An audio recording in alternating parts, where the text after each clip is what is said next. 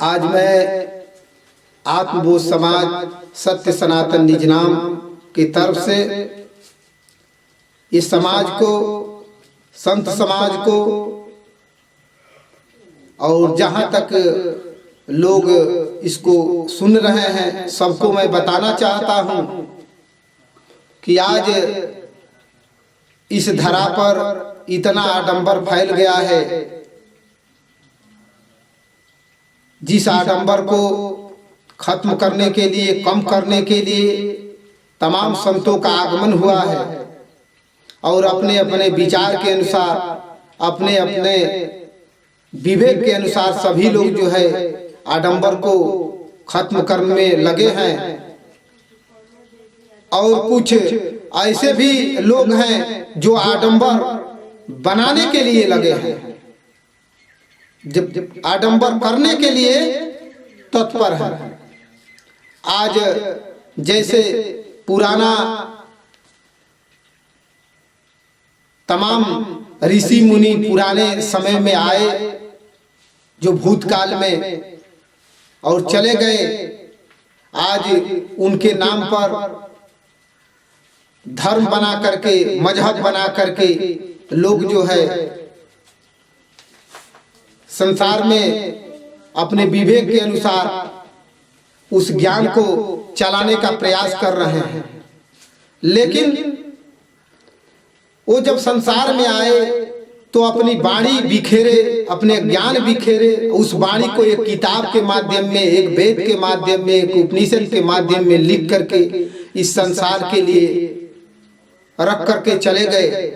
लेकिन किताब क्या करती है, कथनी क्या है और करनी क्या है, इन लोगों में सीधा अंतर है। जैसे अभी मान लीजिए संत कबीर साहब आए और कबीर साहब क्या कह करके गए और कबीर साहब के अनुयायी क्या कर रहे हैं। सबसे बड़ा धकोसला कबीर साहब के अनुयायी लोगों में है, जो धकोसला के नाम पर अपनी रोजी रोटी चलाने में लगे हुए हैं। कबीर साहब परिवार में रहकर के भक्ति किए, अपने परिवार को त्यागे नहीं। और ये लोग जो है पैसे के लालच में परिवार शादीशुदा कर करके और फिर परिवार को छोड़ करके सन्यासी हो गए। तो परिवार का दुख कौन सहेगा। कबीर साहब तो लोही के साथ में रहते थे, उनकी एक लड़का और लड़की भी थे। और तुम क्या करते हो भाई, परिवार को त्याग देते हो और चले जाते हो मठ धर लेते हो। तो मठ में तो अच्छी अच्छी रोटी मिलती है, अच्छा पकवान मिलता है, अच्छा कपड़ा मिलता है, लेकिन तुम्हारे बाल बच्चों को कौन देखेगा। अरे धकोसले वाले, अपने बाल बच्चों को देख करके और तुम जा करके मठ में भी रहो, अपने बाल बच्चों को भी देखो, कुछ कमाओ और अपने बाल बच्चे परिवार को चलाओ। उन्होंने माला को काटा है। माला फेरत युग गया, मिटा न मन का फेर, कर का माला डाल दे मन का माला फेर। लोग उनको मानने वाले, उनके अनुयायी उसी कार्य को कर रहे हैं। उन्होंने तंत्र मंत्र को काटा है, कंठी माला को काटा है, फिर भी वो लोग क्या देते हैं, कौन सा ज्ञान, मंत्र योग ले लो।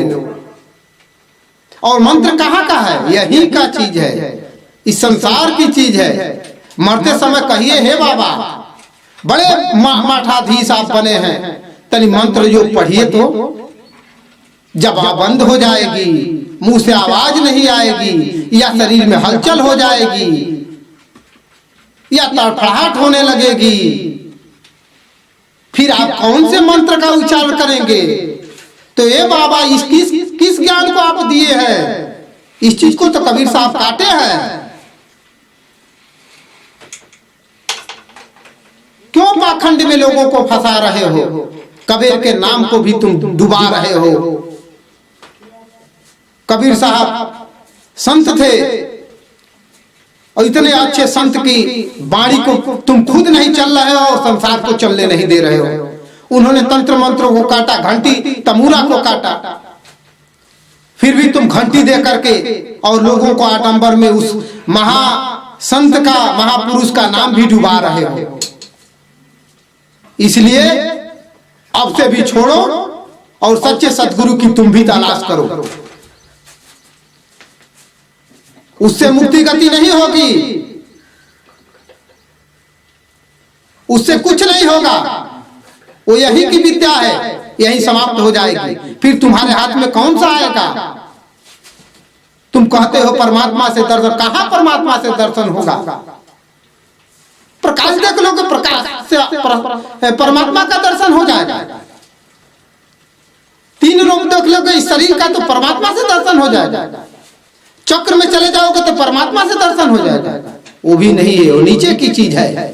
इसलिए वो अक्रम भक्ति को जानते थे, निज का ज्ञान वो जानते थे, स्वयं का ज्ञान जानते थे। तुम भी स्वयं वाले को खोजो, अक्रम भक्ति वाले को खोजो, निज के ज्ञान को खोजो, तब जाकर के तुम्हारा भी कल्याण होगा और तुम्हारे रहने वाले लोगों को भी कल्याण होगा। किताब पढ़ने से कुछ नहीं होगा। किताब पढ़ने वाले सुनो, किताब क्या है? एक पढ़ाई है, और पढ़ाई से जब पढ़ाई पूर्ण होगी तब नौकरी जाकर के मिलती है। उसी तरह 1 2 3 4 5 पढ़ते आप तुम जाओगे तो तुम्हारी पढ़ाई तो पूर्ण होगी, लेकिन जब नौकरी तुम पकड़ते हो या वैसा ज्ञान की प्राप्ति कर लेते हो तब तुम्हारा जीवन सुलभ होता है। उसी तरह इस किताब को पढ़े हो तो अगर निज का अगर बोध हो जाए तब तुम्हारा जो है किताब की पढ़ाई सुलभ होगी, तुम्हारी वेद की पढ़ाई सुलभ होगी। और नहीं तो अभी तुम पढ़ो और वैसे सदगुरु, वैसे मोसिद, वैसे संत महात्मा की शरण में जाओ और सेवा करो और उनसे उस ज्ञान की प्राप्ति करो।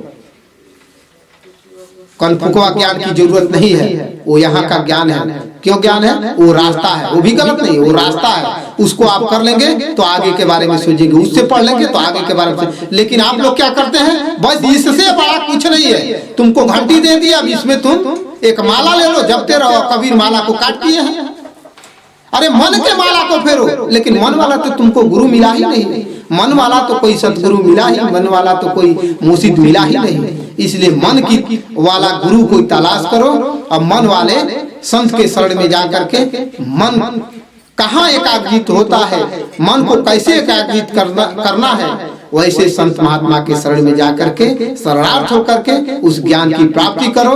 न कि कबीर की वाणी को रोज कोई आता है या किसी महात्मा की वाणी को रोज आता है सुनाता है, उससे तुम्हारा कोई कल्याण नहीं होगा। वो उनकी कहानी है, तुम्हारी कहानी क्या है? वो उनका ज्ञान है, तुम्हारा ज्ञान कहाँ है? उनसे जिन लोगों ने ज्ञान लिया, जैसे उनसे धर्मदास जी ने ज्ञान लिया और संतों ने ज्ञान लिया, उनका कल्याण हुआ। रविदास से मीरा ने ज्ञान लिया, सज्जन कसाई ने ज्ञान लिया, तो उनका कल्याण हुआ। लेकिन तुमने किससे ज्ञान लिया? किताब वाले से। कबीर साहब की जो किताब है, कबीर साहब के द्वारा वो लिखी गई है। कैसे? तो कबीर साहब ने अपने ज्ञान के बल पर उस वचन को संसार में पिरोया, अपने संतों को बताया, और उस शब्द को सुन करके संतों ने, उनके अनुयायियों ने, उनके शिष्यों ने उस किताब को लिखा। उस ज्ञान का वो लक्षण है। कबीर साहब तो पढ़े लिखे नहीं थे, लेकिन उस अध्यात्म में इतना पावर था, उस अध्यात्म में इतनी शक्ति थी कि उन्होंने आज एक किताब, कई किताबों का लोग गठन किए हैं उनके शब्द के द्वारा। आखिर वो ज्ञान तुम्हारे पास है साथियों? तुम्हारे पास है संतों? अगर नहीं है तो वैसे संत की खोज करो, जिसको जान जाने के बाद, जिस शब्द को जान जाने के बाद, जिस ज्ञान को जान जाने के बाद तुम भी वैसी किताब का जो है रचना कर सकते हो।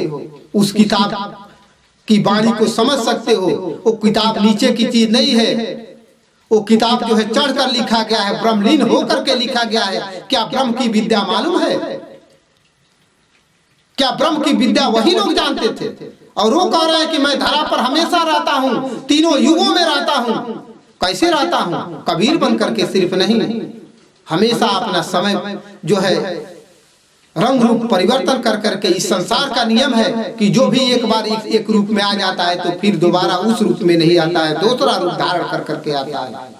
जैसे संसार के सभी लोग हैं, लेकिन किसी से किसी का मिलान नहीं है, किसी का किसी से चेहरा नहीं मिलेगा, सबका अलग अलग है। एक ही माता से 4 पुत्र पुत्री जन्म लेते हैं, फिर भी सबका अलग चेहरा हो जाता है। उसी तरह संसार में वैसे महात्मा, वैसे धर्मात्मा, वैसे संत, वैसे विवेकी आते हैं, तो वो लोग जो है हर युग में आते हैं और आकर के इस जन कल्याण करते हैं, लोगों का कल्याण करते हैं। इसलिए कबीर के द्वारा जो किताब, उनके शब्द को द्वारा बताई गई जो किताब लिखी गई है, जो वेद लिखा गया है, उस किताब को में वो ज्ञान नहीं है, उस किताब का सिर्फ चर्चा है, उस किताब का सिर्फ वर्णन है, उस किताब का सिर्फ लेखनी है।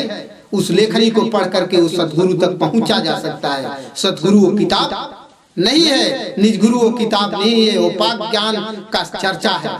कोई भी वेदशास्त्र सिर्फ उस का चर्चा है। वैसे सदगुरु, वैसे मोशिद, वैसे परमात्मा, वैसे ईश्वर की तलाश करो और जाकर के निज ज्ञान की खोज करो। निज मने अपना स्वयं की खोज करो, अपने आप की खोज करो, तब जाकर के दूसरे की खोज करना। यहाँ तो लोग बताते हैं इनकी चर्चा, ये परमात्मा, ये ईश्वर, ये खुदा आते हैं, ऐसे किए, वैसे वो न किए। आप कौन सा किए हैं, मैं कौन सा किया हूँ? इसलिए अपने आप को जानो।